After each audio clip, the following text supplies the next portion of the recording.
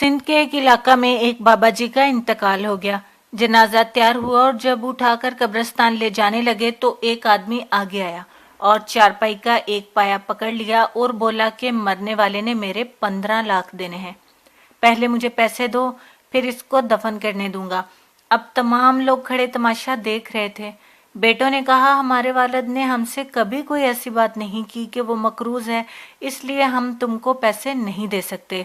मैयत के भाइयों ने कहा कि जब बेटे जिम्मेदार नहीं तो हम क्यों दें। अब सारे खड़े थे और इसने चारपाई पकड़ी हुई थी। जब काफी देर गुजर गई तो एक घर की औरतों तक भी बात जा पहुंची। मरने वाले की इकलौती बेटी ने जब बात सुनी तो फौरन अपना सारा जेवर, अपनी सारी नकद रकम जमा की और इस आदमी के लिए भिजवा दी और कहा, अल्लाह के लिए ये रकम और जेवर बेचकर इसकी रकम रख लो और मेरे अब्बू जान का जनाजा ना रोको। इनकी तदफीन होने दो।